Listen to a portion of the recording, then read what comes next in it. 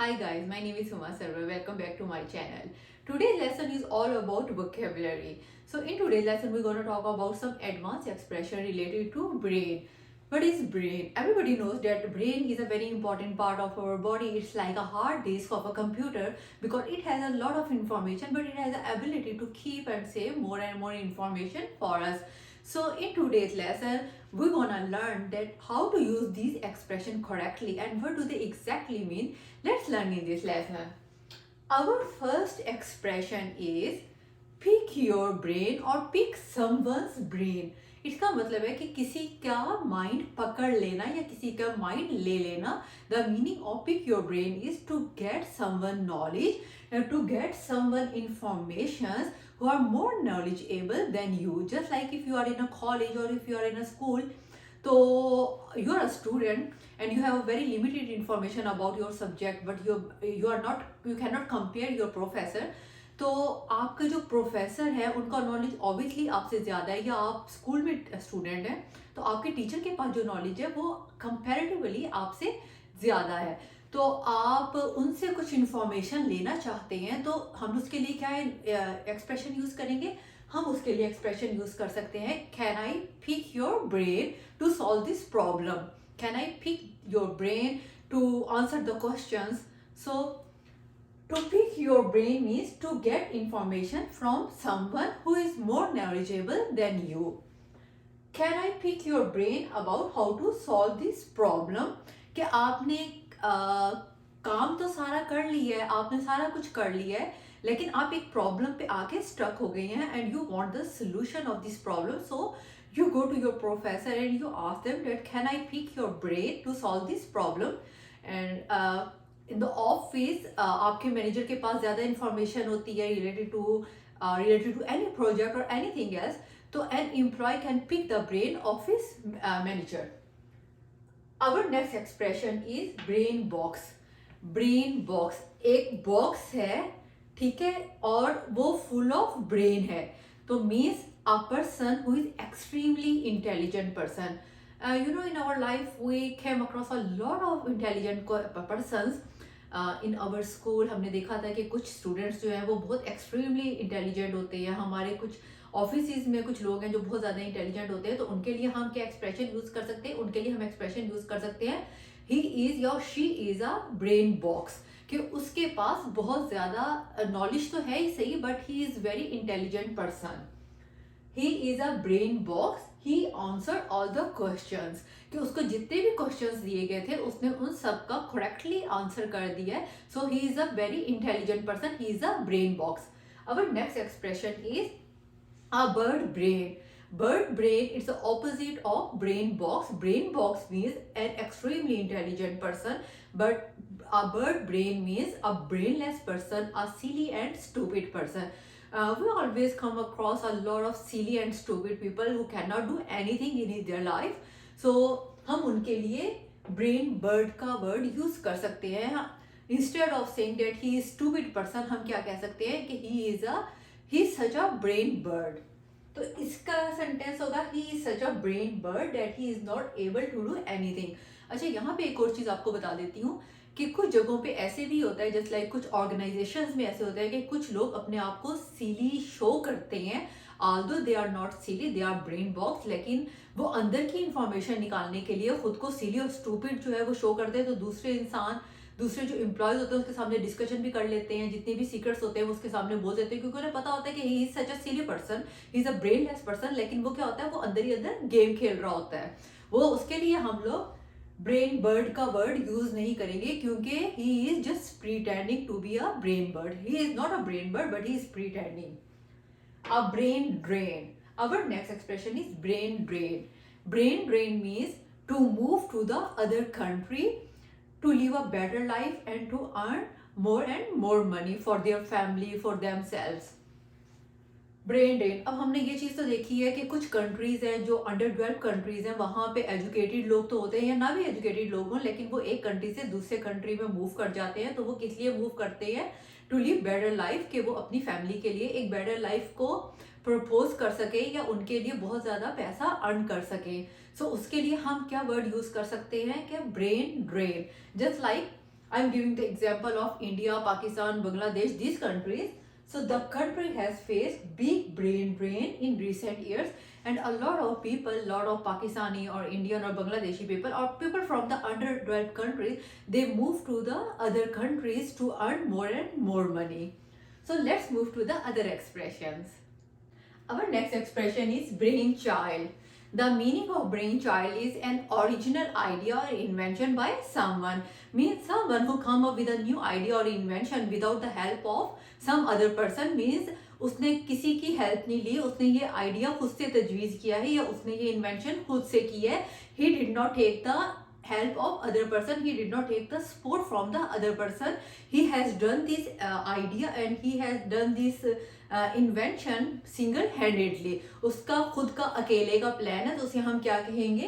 Brain child. Brain child. So instead of saying it's his idea और invention, we can use the word expression brain child. The new plan by my colleague is really worked and it's his brain child. Next expression is brainstorm. Brainstorm. Suppose if you are working in a in a company or corporate sector, so your company is facing a lot of problems and issues and your sale is going down and down and profit भी आपका कम से कम होता जा रहा है. So आप क्या करते हैं, जो आपके managers होते हैं, they call all the colleagues and they call all the employees and say, okay, let's have a group discussion to make new plans and the strategies to increase the sale for growth and development. We use it for growth and development. तो instead of saying let's have a group discussion, तो हम लोग क्या term use कर सकते हैं? हम लोग टर्म यूज कर सकते हैं brainstorm. It means spontaneous group discussion, कि हम लोगों ने ग्रुप डिस्कशन करनी है. We are having a brainstorming session on Friday, so it's a very common term in corporate sector, in corporate sectors. Next expression is funny. Actually, the word is funny.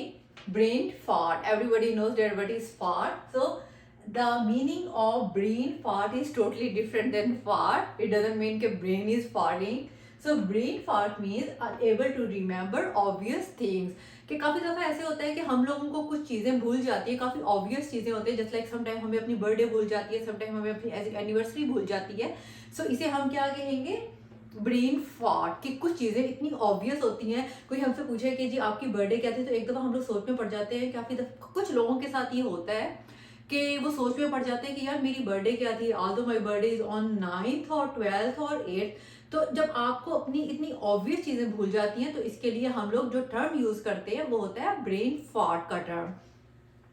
My friend John is brain fart. My friend John is brain fart. It's such a brain fart that he forgets. So he always forget his anniversary.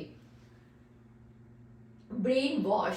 Next term is brain wash. It doesn't mean कि हमने अपने brain को wash कर देना है. So it means is to feed someone's mind. किसी के mind को फीड करना.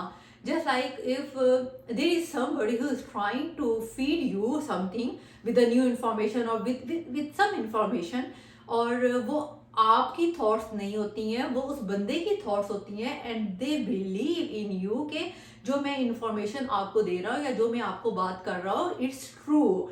तो आप लोग क्या करते हैं, काफ़ी दफ़ा हम लोगों को अगर ब्रेन वॉश किया जाता है, किसी फ्रेंड के अगेंस्ट या किसी फैमिली मेम्बर के अगेंस्ट ब्रेन वॉश किया जाता है, तो हमारे दिल में उसके लिए थोड़ी सी गरज आना स्टार्ट हो जाती है. Although this information is wrong, हमें रियलाइज नहीं होता कि द इन्फॉर्मेशन इज़ रॉन्ग, लेकिन क्या होता है कि हमारे माइंड में उस चीज़ को फीड कर दिया जाता है कि जो मैं आपको बातें बता रहा हूँ वो ठीक बातें हैं. So to feed someone's mind with the information some type, और ये ज़्यादातर यूज होता है with the wrong information. She is trying to brainwash her husband against his friends और against his family members. So husband क्या होता है कि उसकी ब्रेन वॉशिंग इतनी ज़्यादा हो गई है उसके फ्रेंड या फैमिली मेम्बर्स के अगेंस्ट के उसे ये लगता है कि जो चीज़ें मुझे बताई जा रही हैं वो सारा का सारा कुछ बिल्कुल सही है, ऑल्दो वो सारा का सारा कुछ ठीक होता नहीं है. So let's move to the other expression. So our next expression is brain teaser. Brain teaser mean we all know the meaning of tease, किसी को टीज करना, किसी को तंग करना. So brain teaser mean difficult problem, any problem that is very difficult to solve, but उसमें क्या होता है उसे सॉल्व करने में मज़ा आता है. Difficult problem but fun to solve, कि एक डिफिकल्ट प्रॉब्लम है लेकिन उसे सॉल्व करने में मज़ा आ रहा है. जैसे लाइक हम लोग कुछ गेम्स खेलते हैं, कुछ वीडियो गेम्स होती हैं या चेस हो गई या कुछ और गेम्स हो गई. अगर आप पजल फील कर रहे हैं तो आपसे काफ़ी दफ़ा पजल फील नहीं होता है, लेकिन उसमें आपका इंटरेस्ट होता है. You think that you cannot solve this problem, but you are putting all of your efforts and brain in that puzzle and to solve the game or the any other problem. So उसके लिए हम क्या use करेंगे? This game is such a brain teaser और this puzzle is such a brain teaser for me. Next one is brain fried. Brain fried के brain fry होना हम लोग उर्दू में एक टर्म यूज करते हैं कि मेरा दिमाग पक गया है.